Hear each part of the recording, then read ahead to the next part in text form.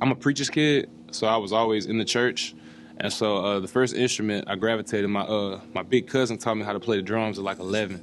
When my dad didn't know I could play, and so he heard me play, and then the drummer at church didn't show up for like a long time, so he was like, you want to play drums? So I started playing drums, and then I transitioned to playing the keys, and just, you know, so far. And I think I just took all of that. You fool with the 10,000 hour theory? So for those who don't know, the 10,000 hour rule, it comes from Malcolm Gladwell. He has a book on it that I haven't read, but I do understand what he was saying. So basically, the 10,000 hour rule is anything that you want to do and you want to become a master at it, you have to put in 10,000 hours. People try to disprove it, but if I look at every elite person who's elite at their craft, they put in 10,000 hours, whether it be a LeBron James, a Serena Williams, etc. It's just like, so when I read it, I was like, oh, this makes sense. And it just made me like, even if I put in an hour a day, it's like, oh, this is adding to my 10,000 hours. And then you look back on it. I was talking about Michael Jackson the other day. It was like, he's been making music since he was 5. So when he turned 25, he had 20 years in the game at 25. How are you at 25 years old saying I've been making music for 20 years?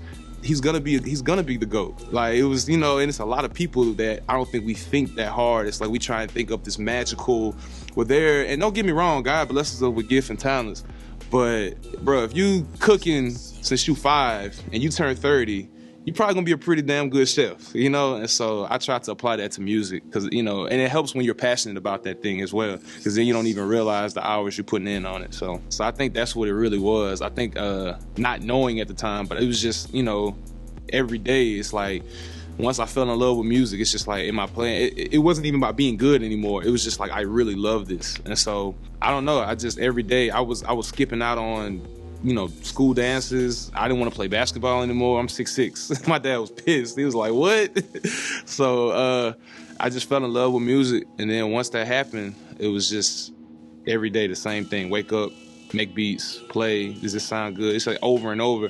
And finally, it just started sounding good, I guess. And then it just kind of went from there. But I mean, if I had to stop rapping right now, I would still make music and help other people if I had to, you know, so I just love it. It's like, I don't care about all the other stuff. So, you know, that could be my biggest weakness as well, though, right?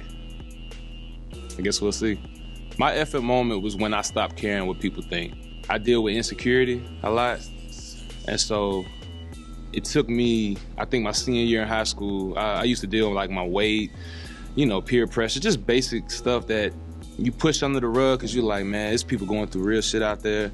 But at the same time, it's like, it really bothered me. And then all of a sudden one day it just clicked. And I was just like, why do I give these people who I'm not probably gonna see 5 years from now, 10 years from now, all of this energy? And once it's like a switch just went off. It's like entering the matrix. I just started working out, lost the weight. And it's like, I think my whole brand, everything I do now, it's like a lot of times they say, why did you do that? I would never think to do that. And I'm like, cause I don't care anymore. Like, I don't make it to please anybody. I please more people now. And I'm not trying to. So yeah, once you let go of other people, that's when you could kind of move, because you can't go further. It's like their weight, you trying to run and people just pulling you back. It's like, nah, I don't care anymore. Easily, it's like my senior year of high school, 2010.